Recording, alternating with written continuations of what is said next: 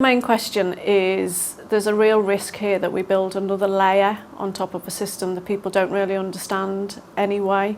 So, who do they talk to in parts of the country? That's your parish councillor, your local councillor, then you're potentially talking about an elected mayor and national politicians. Now, each of them got a different role, but I think the risk here is that we lose some of the transparency. I think what's happening is essential, but we need to make sure we're really cognizant of some of the challenges and build a solution on top of it. I think the second thing is that scrutiny and challenge is a positive thing. It's a dynamic that makes for good decision making. And again, I think that needs to be built into arrangements. Otherwise, there's a real risk of having a one-party state and a system that doesn't really recognise the value of that.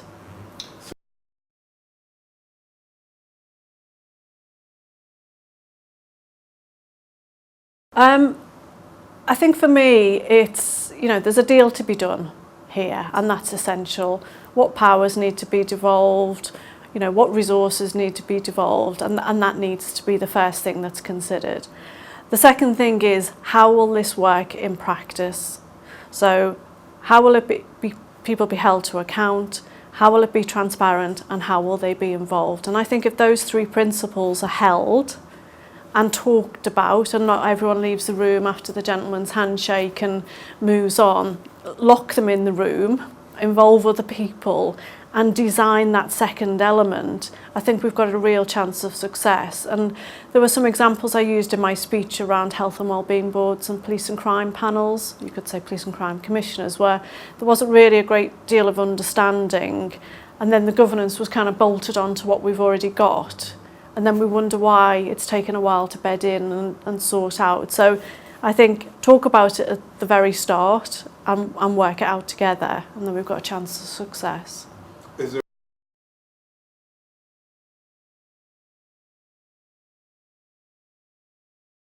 It's interesting. I think structures are important, but actually it's the buy-in and the understanding and the belief that they're important that will really make them work. You need structures, and I think we'll have a lot of debate about membership of overview and scrutiny, chairs, etc. So I think the structures are important and we can get them right, but actually they can evolve and they can change. It is that mindset and it is that understanding that really will make a difference. I think the other thing on the structure side is then what we do with it. And, I've spent many hours of my life in scrutiny committees that I will never get back. And I'm not proposing we get into that. I think it's how do we do it so it's creative, dynamic, and a real valued part of what needs to happen.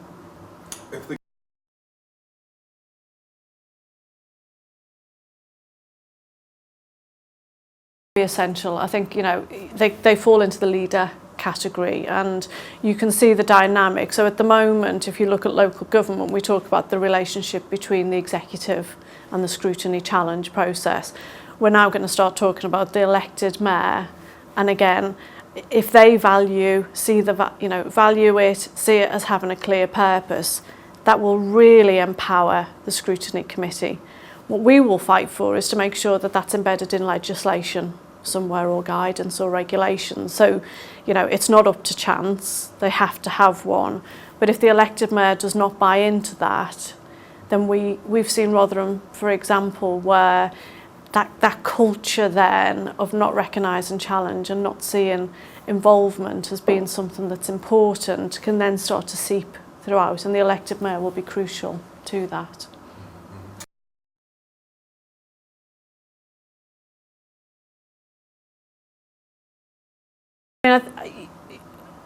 I think we all know examples where you as a journalist knows that council committee rooms are empty until you try and close something or change something that's really important to people's lives, and then they will engage. And they're not just engaging because they're change phobic, they're engaging because they feel they have a vested interest and want to have a voice in what's happening. I think that's what devolution should increase.